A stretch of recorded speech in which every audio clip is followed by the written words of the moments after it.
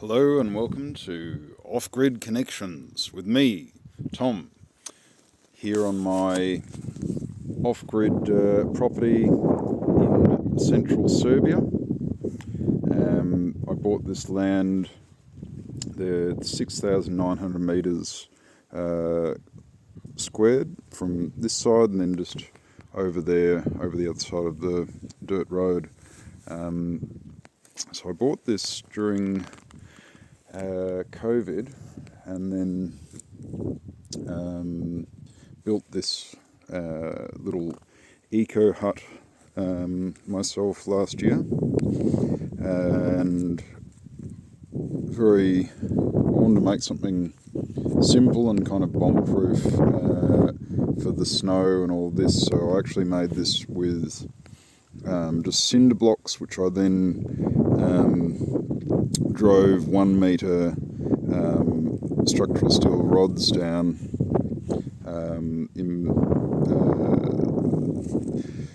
at each cinder block, you can see here, and then use this basically as the foundation. I've also, just to make it look nicer and add a bit of firmament, used some stones which I've concreted around there, and then just the wood that I got locally through a friend.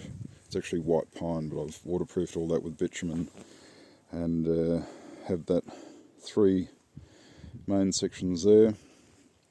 And as you can see here, there's like approximately a 1 metre centre to centre spacing lengthwise across there. This total length from the front of the porch to the end there was, I think it's 8 metres, and it's 5 metres across. And you can see these metal poles are actually formed the structure, which I then used just a smaller bit of steel to bolt through at it was 1 metre intervals, and then sandwiched 2x4s bolted over the top of these, spaced at, I think it was 50 centimetres, 50 centimetre gaps. So yeah, it's a unique kind of structure. I haven't actually seen one built like this. It just sort of evolved in my mind as I was thinking about different designs. And if you're wondering why I've got this, what looks a bit scrappy now, the silver insulation sheeting over the top, I just put that there primarily for summer. It helps to reflect some of the heat off. It's actually steel, white, steel, galvanized steel sheeting underneath. So yeah, it works well. And got the wood fire in there, and used bitumen over here. This was initially just had some lacquer on there, but the bitumen is far more durable, and I don't mind the look of it. And being black, this is north facing, it'll absorb more heat. Of course, then in summer it would be absorbing more heat from the sun, but the sun actually pretty much goes up across there, so it's south facing with the main door and the windows there. Got my little herb garden here, and all these fruit trees that I planted at when was it? The beginning, or the end of 2021, the beginning of winter then, so it would have been around December 2021. They might not look so good now, but it's winter, so that's normal. Just got them insulated with the hay, and also put in some chempress or cypress trees up along the edge over here, which are going to form like a natural fence. So I've got I don't have any a well or anything drilled yet. Next year I'm going to get a company from Belgrade to come down and use a sonar scanner to find a spot and then just drill a borehole, so I have my own water supply. So I've got a friend who on his trailer he puts one of my 1,000-litre tanks on there, and we just strap that down with trucking straps, and then he fills it up and brings it back to me. I just give him some cash. So it's all off-grid.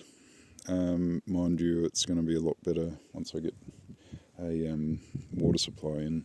I've got a 330 watt Canadian solar panel here, which is very effective, and I'll just run that down to the hut where I've got a MPPT charge controller and 4 lead cell 100 amp hour lead acid batteries just under there. I made this little cover to kind of insulate it a little bit, and now it's a spot for putting my dishes, etc. So there's the charge controller. As you can see, there's like 32 volts coming in, even though it's grey outside, and the batteries are about 24.9 volts. Unfortunately, I mean, you'd know, if you know, I'm assuming you would know something about off-grid living and batteries and all this. Lead cell batteries are pretty average, like, for this purpose, so it's not so great, but it's what I could afford because, especially here in Serbia, lithium-ion batteries more expensive, even more so than, say, in the EU countries. So yeah, at some point I would like to get, or maybe even one of those portable, like EcoFlow, lithium-ion battery banks or something like this. But it's not too bad. Generally, I've just purchased a 2,800 watt generator, which was like on sale 45% off, which is very good, and I can use that also with the charger that I got to add a bit of extra charge to the 24 volt system, solar system there. So if the solar's not charging the batteries fast enough, I can just plug in, have the generator going, and then over there just clamp the wires onto the batteries and get a bit of extra charge in there. This is just the composting toilet that I've got there. I use sawdust and it's got like the airtight plastic barrel and a frame. And over there is a upside down 500 litre water tub that I cut a hole in the top of and just as a flap, which I then put all the human manure into, and all the vegetable scraps and all that sort of stuff. This shed, I'm planning on getting some wood, same as this, and just put that around, then have just a barn door here. That'll be storage for firewood and tools and all that. And next year I plan on making a, I think, chicken / greenhouse with the same kind of metal poles there.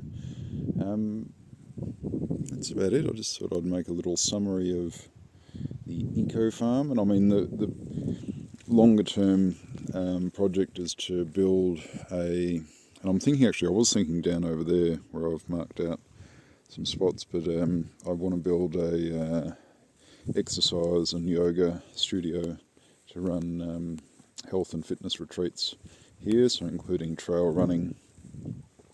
This spot here actually might be good to do like a 5x10 structure. it's a good spot and gets a nice view through there. And yeah, so this is the plan. Very satisfying to have a bit of land and be living in this way. It's always a challenge. You know, I'll spend a lot of time on my own anyway, travelling the world, etc. But it can be a little bit challenging at times being solo. But the wonders of modern technology allow, you know, video calls and all this sort of stuff with friends and family. So it's an amazing experience thus far. This is the other bit of my land, basically all through there on the. You can see the sort of dead grass through there, and basically to that tree. So I've got a nice big spot over there as well, or big enough for my needs and purposes. There we go. Welcome to Šumadija, the forest land of Serbia, which is where I am.